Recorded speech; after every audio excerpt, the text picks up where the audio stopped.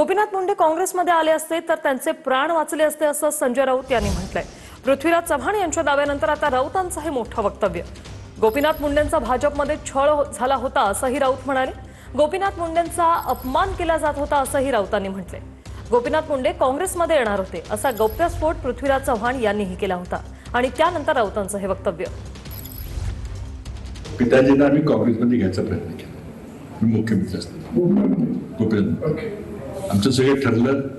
सोनिया गांधींची परवानगी घेतली, त्यांनी माझ्याकडे मत मागितलं की मला राजीनामा द्यावा लागेल मला खासदारकीचा, पण मला मंत्री करा कारण मला निवडणूक लढावी लागेल। पंतप्रधान न विचारता सोनिया गांधींना विचारून हो म्हटलं चला जमेल। ते म्हटले एका भाजपच्या सत्ताधारी विरोधी पक्ष गटनेत्याला आपल्या पक्षात घेऊन त्याला मंत्री केलं, ती लाच दिल्यासारखे मी बिलकुल करणार नाही। पहिल्यांदा ते माझ्यावर रागवलं, माझी मोठी चूक झाली। शेवटी मी काय बोलावं मी कुठं लपवावं तो मला कळलं। मी आलो आणि शेवटी सांगितलं सॉरी, ते काही शक्य होणार। शरद पवार यांनी सुद्धा त्यांना तो सल्ला दिला होता। ही जुनी बातमी आहे फार। गोपीनाथराव मुंडे यांचा भारतीय जनता पक्षामध्ये छळ झाला होता, छळ केला होता या लोकांनी।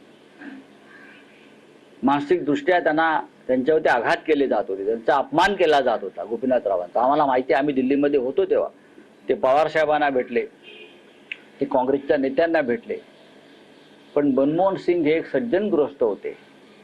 त्यांना अशा प्रकारच्या पक्षांतराला त्यांनी विरोध केला होता। त्याच्यामुळे त्यांना सल्ला देण्यात आला की तुम्ही आहात तिथेच थांबा। कदाचित जर ते काँग्रेसमध्ये आले असते तर त्यांचे प्राण वाचले असते। आता काय करायचं त्याबद्दल? आता त्याचा एव्हिडन्स, त्याचं काही सिग्निफिकन्स नाही आहे। मुंडे साहेब आता हयात नाही आहेत आणि त्यामुळे आता त्यांच्याविषयी काही आता वक्तव्य आम्ही करणं जे तिथे उपस्थित नाही ते उचित नाही आणि त्याचं आता औचित्य नाही। मुळात ते काही म्हणले असतील ते मी त्याला त्या ठिकाणी माझं उपस्थिती नसेल ते स्टेटमेंट मी देत नाही आणि मी उपस्थित असले तरी त्या व्यक्तीचं प्रायव्हेट गोष्ट बोलणं सगळ्यांसमोर हे मला वाटतं उचित नाही। त्याबद्दलचं मला टिप्पणी करता येणार नाही, मी नव्हते। पण मला जे माझे वडील कळले ते या कमळातच जन्मले आणि कमळातच ते विसावलेले आहेत।